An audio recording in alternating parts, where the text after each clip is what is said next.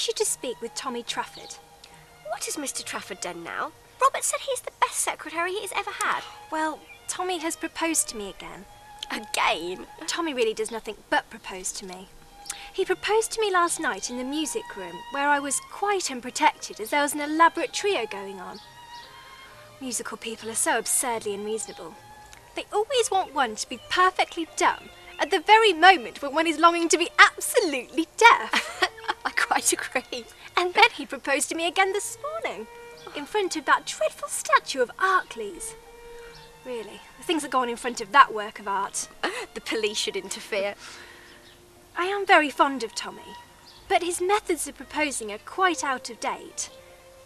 Gertrude, I wish you to speak to him and tell him that once a week is quite often enough to propose to anyone, and that it should always be done in a manner that attracts some attention. You really are making the biggest mountain out of the smallest molehill. So he had dessert with his ex. Coupled with my gut feeling that something is up, and along with the fact that she was dabbing his nose in sex cream.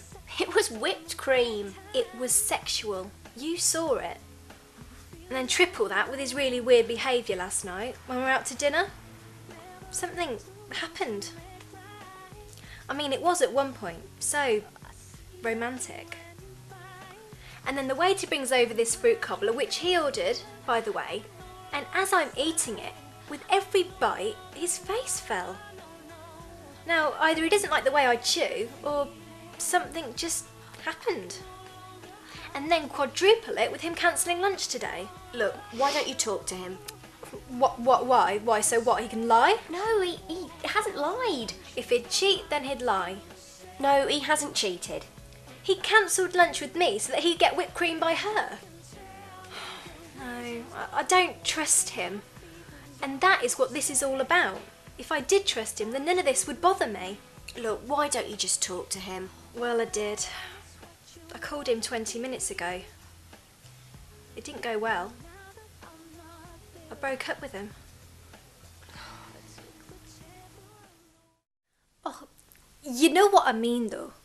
Some men have penis extensions, and some men are penis extensions. It's the way things are, right? He really was bad news, though. But I like to look on the bright side of things, and for a while, I had this problem. Another problem. I didn't have any dreams, you see.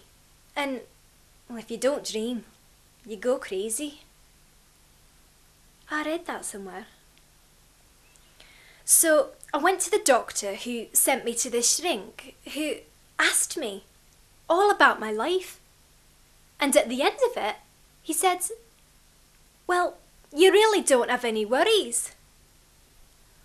But I don't have any dreams. But you told me yourself all about your sex life. So? Well, nightmares count. So, men will save your sanity. No, I'm lying. It's a story.